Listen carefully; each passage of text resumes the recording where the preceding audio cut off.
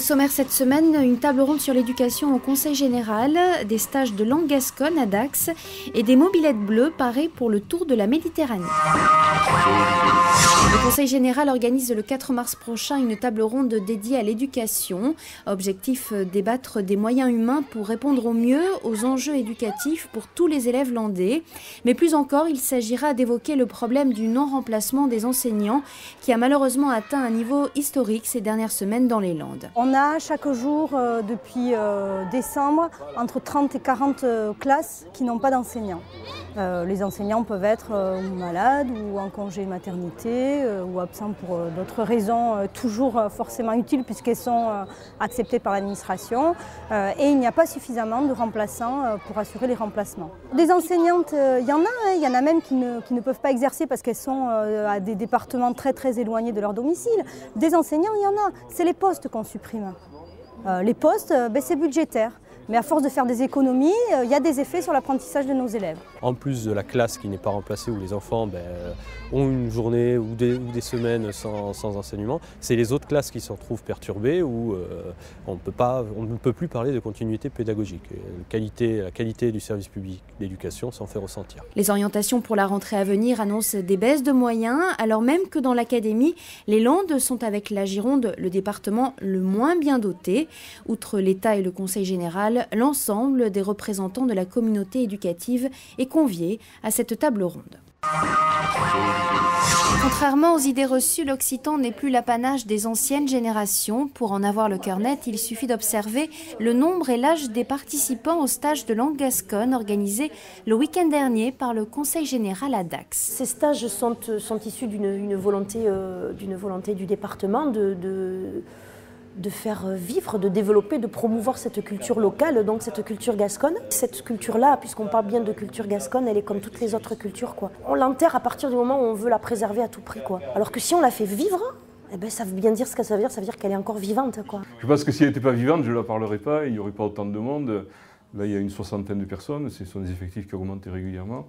Et elle est vivante dans la mesure où les gens savent la parler de façon naturelle. Là, il y a encore beaucoup de gens qui la détiennent par transmission naturelle et familiale.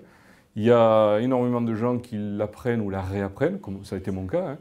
Donc à partir de là, on ne peut pas considérer que la langue est morte. Existe donc l'image d'une langue tournée sur le passé et repliée sur elle-même.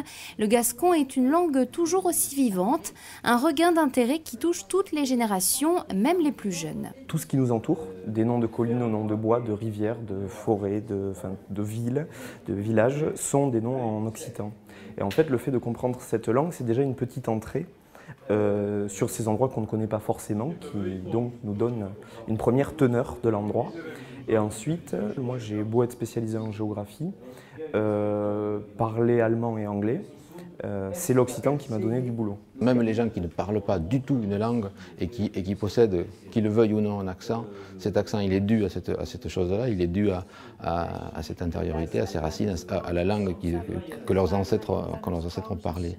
Et donc effectivement cet accent, cette musique, elle est en nous, ça c'est sûr. Il reste à mettre des mots dessus, mais cette musique-là, elle résonne fatalement. Depuis plusieurs années, le département s'engage en faveur de la diversité linguistique. Les stages de langue gasconne organisés en partenariat avec les associations se poursuivent à Aunay-et-Lahari en mai, puis Saint-Sevé en fin d'année. La croisière bleue, c'est le pari un peu fou de 4 copains férus de 2 roues. Aujourd'hui, ils fignolent les derniers réglages sur leur mobilette. Demain, ils prendront le départ du Tour de la Méditerranée. 15 000 km et 4 mois de périple qui les conduiront en Tunisie, Libye, Syrie ou Maroc. Une odyssée qui se prépare minutieusement depuis 1 an et demi. Ça fait 1 an et demi qu'on est en train de regarder les cartes, de regarder par où on va passer, les difficultés, justement donc ces fameux pays, toutes les demandes de visa. C'est très compliqué, c'est très long.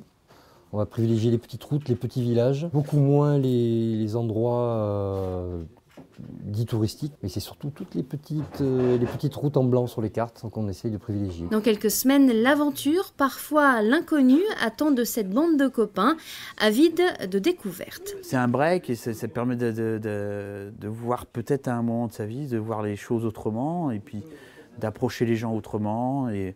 Et puis bon, les copains avec qui on fait des bringues et puis avec qui on part une semaine, partir 4 mois, c'est quand même autre chose. C'est sûr qu'on n'en reviendra pas pareil, c'est évident. On va rouler à 30 à l'heure. Quand on arrive dans un coin, déjà même en France ou n'importe où, à chaque fois qu'on arrive avec une mobilette, on n'est pas en voiture ou en camping-car. Donc on a une approche avec la population qui est complètement différente. Complètement. Ils seront 6 au départ le 1er avril à Mont-de-Marsan, rejoints sur le parcours par une dizaine d'amis, avec pour mot d'ordre donner, se dépasser et savourer. Bon, le plus dur, ça sera au retour, hein, de se replonger dans cette vie ordinaire.